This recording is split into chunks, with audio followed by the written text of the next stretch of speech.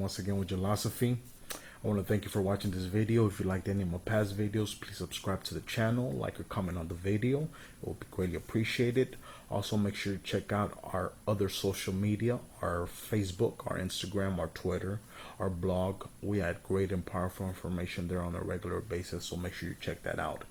Today we're going to talk about the 10 things you are doing wrong every day. These 10 things are things that you should be doing, and maybe if you're doing them, you're probably doing them wrong. Highly effective, will help your life tremendously, and you will see great results in your life very fast. The first one, not reading books, not reading positive books, not reading books that will challenge your mind, that will allow you to feed your mind. You have to understand that your mind is being fed every day, whether you like it or not. It's being fed by TV, by the radio, by billboards, by people you work with, people you live with, people all around. And unfortunately, most of that stuff is negative. You need to counteract it. And the best way to counteract it is to get plugged into reading books, reading positive books, or listening to audiobooks. People say, I don't have time. Yes, there is time. When you go to the restroom, you go to the restroom every day, go to the bathroom every day. Hey, while you're sitting there, take 3-5 minutes or however long you're in there and read a couple pages. When you're in the car to and from work or wherever you're going, you have some time there to listen to some audiobooks. Don't put on the radio, put on some audiobooks. Get plugged in, get some positivity going in you, get bathed in it. Two, the second thing is you're not changing your patterns. You're not changing your patterns. You have to understand that if you're not at the level that you want to be in life, then there are certain habits that you are implementing every day that are giving you the results that you have. So these patterns have to break. You have to break them. And the best way to do that and to get great and fast results is to change your patterns and habits from the smallest ones to the largest ones. Most people think, well, when he says change my habits, change my patterns, he's probably talking about, the big things in my life, like eating habits or whatever. But it could be, it's from the little to the top. It will help you break those habits. You have to understand that habits are mentally structured, patterns. That's what habits are. So when you're doing things different, it sort of confuses those patterns and they break and you start developing new ones. So doing things like maybe in the morning you drink coffee every morning, well, try drinking tea. If you shave in the morning and you always start on your right side, well, maybe start on the left side. Or maybe you brush your teeth after shaving, try brushing your teeth before shaving. Things like that. Is to take a different route to and from work. You probably used to one route, take a different one, change your patterns. And this includes also changing patterns in your eating habits, maybe your thinking habits, your relationship, what you say, a lot of things. But change your habits. Get in the habit of changing your patterns. The third thing is you're not dressing for success. Dressing for success is very ideal. And the reason is because of the way it makes you feel. When you go to a meeting of whatever it is, whether it's professional or whatnot, if you're dressing in a way that makes you feel like $1,000,000, then guess what? You are $1,000,000. It all depends on how you feel about yourself. And the way we dress does have a big portion of how we feel. It does determine that. So, hey, for some people, suit and a tie, they feel like $1,000,000. They feel like they can take over anything. Some people put on a shirt, some jeans and some Converse and maybe a baseball hat, and they feel awesome. Whatever, dress for success. Get in the habit of dressing in a way that makes you feel great. The fourth thing that you're doing wrong is you're not looking for the gold. Look for the gold in life. Look for the gold every single day in anything and everything. What do I mean when I say look for the gold? Unfortunately, we are used to looking for the negative. We see a person that we don't like. Well, we're looking for the negative. We're looking for the dirt. You have to understand that sometimes just to find a few ounces of gold, just a few ounces, you have to move tons of dirt to find those few ounces of gold. But you have to remember that you're not looking for the dirt, you're looking for the gold. And that's what you're doing every single day in communication, interactions, and living, whatever. You're digging up looking for gold. Don't focus on the dirt. Focus on the gold. Everybody has gold in them.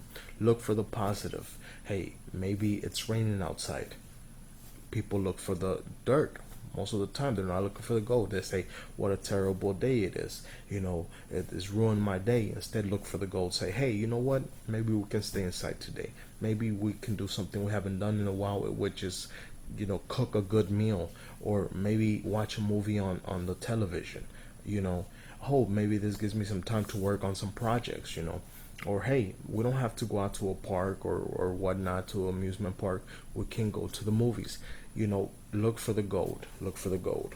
Number 5, not being thankful and grateful throughout your day. You have to understand that your vibration, what you're feeling inside, it's the determining factor to what you will experience in life. It has been proven over and over again by research. So allow yourself to be thankful and grateful for anything and everything in your life. Hey, if you're driving down the road and you almost get into an accident, but you didn't because you got to swerve a little bit or whatever. Hey, most people say, "Oh my God," they start cussing out the other driver and saying, "Oh, what a bad day this is going to be." It's already starting bad. Instead, be thankful and grateful. Say, "Hey, I'm very happy that I didn't get into an accident there. The good Lord must be with me today." Look for you have to look for the gold. Be thankful and grateful for things like that. If there's a person at work that you don't like or whatever, be thankful and grateful. Say, hey, I'm glad I don't like that person because I don't have to speak to them. Whatever, be thankful and grateful for things. Be thankful and grateful for your job, for having a roof over your head. Be thankful and grateful for having shoes, having being able to eat. Think about the person that is barefoot. Think about the person who is going to sleep on dirt tonight. Think about the person who hasn't eaten God knows how long. Be thankful and grateful. Number 6 is live below your means. You're not living below your means. There's a great saying that says live within your means. That's going to keep you broke. Live below your means. You have to spend less than you make. People make a certain amount, then they get a promotion, let's say for $1,000. They say, well, now I have an extra $1,000 to spend. No, live below your means. You have to understand that you have to live below your means. Most of you not. Most of you are not living below your means. Most of you are living above your means. And that's why you're in debt. Most of you, and there's some of you who say, well, I'm not in debt. I live within my means. And that's still wrong. You have to live below your means. Number 7. Now, this may sound a little weird, but it has a dramatic effect on success in your life. Believe me. And once you try it, you will see. It will change the way you feel, and it will change your results in life, period. And your productivity will increase dramatically. And that's clean and organize your home, where you work, your car, etc. You have to understand that clutter brings bad energy. You feel it. Even when you're not physically looking at it, you feel it. If you go into your office ready to work and everything's cluttered, there's a very likely chance that you will get overwhelmed faster than if it wasn't. There's a good chance that you may feel more tired than if it wasn't. There's a good chance that you won't be as productive as you can be if it wasn't there. Clutter and disorganization brings clutter and disorganization in your mind, and that affects how you produce. That affects the quality, and it does another thing. So make sure, and plus you feel better, when you're driving your vehicle, and you see, and it's clean, it's washed, it's vacuumed, and everything gets in place. You don't have clutter all over. You open up your glove box and you only have a few things. You open up your trunk, you only have a few things. You don't have all this clutter. You feel good, you feel better, you feel like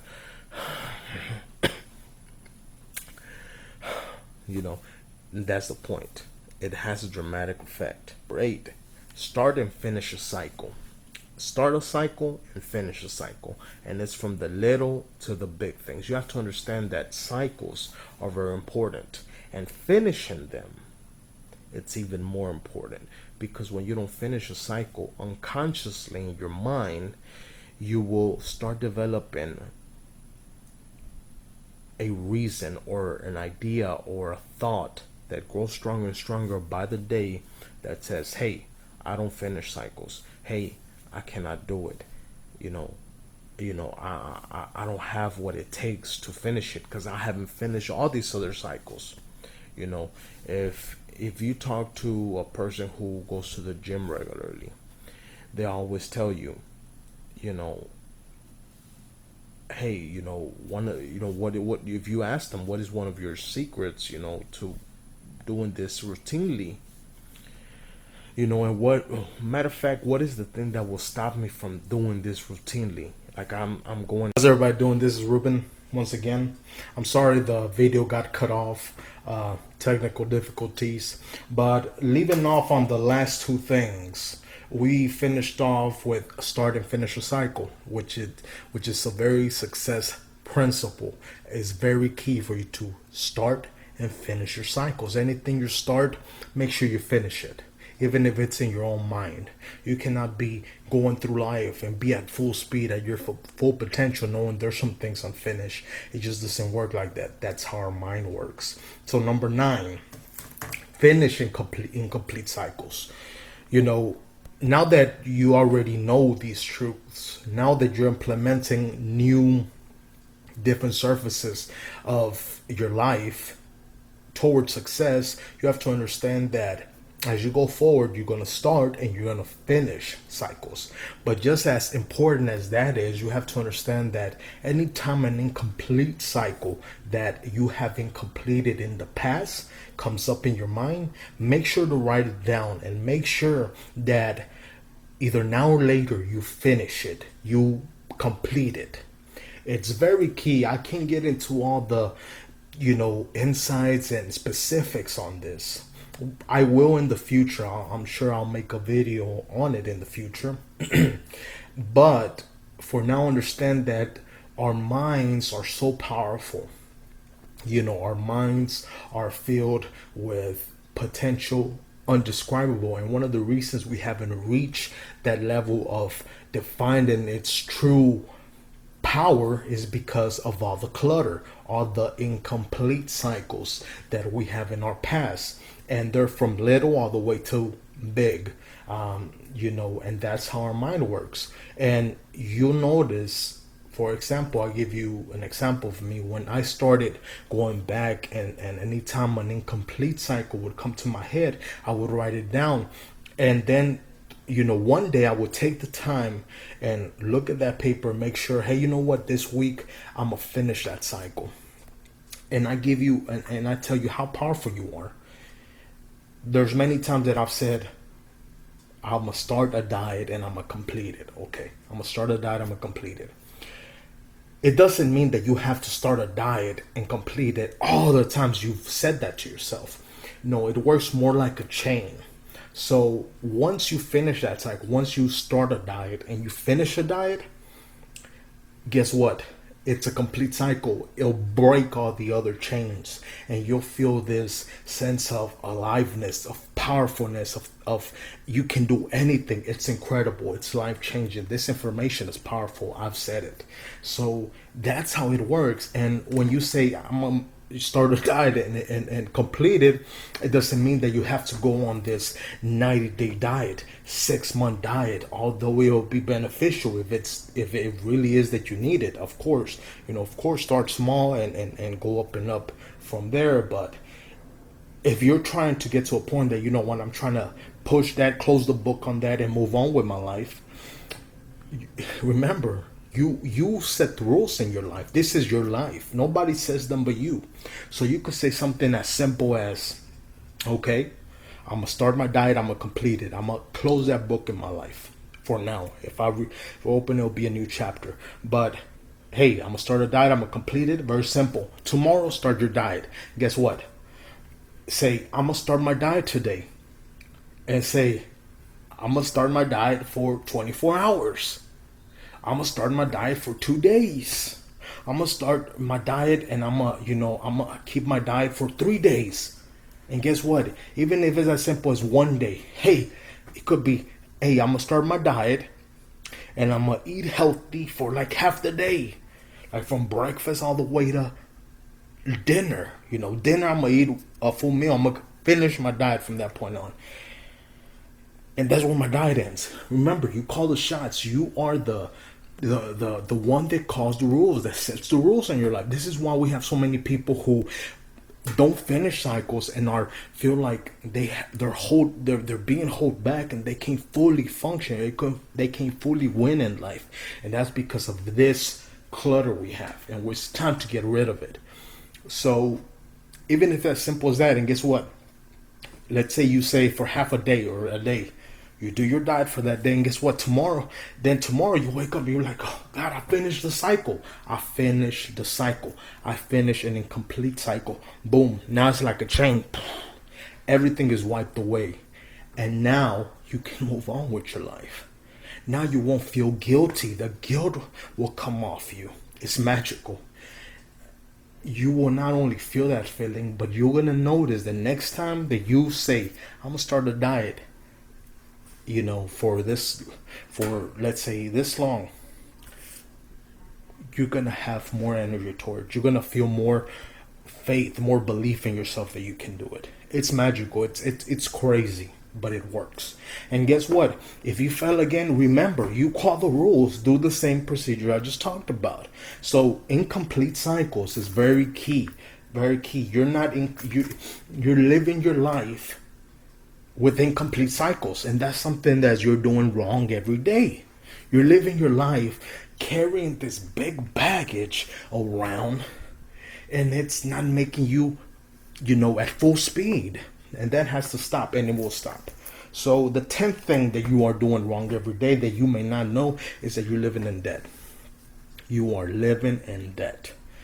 If you're in debt, fortunately, that's one of the things that you're doing wrong every day. Earl Nightingale said, success is the progression of a worthwhile dream.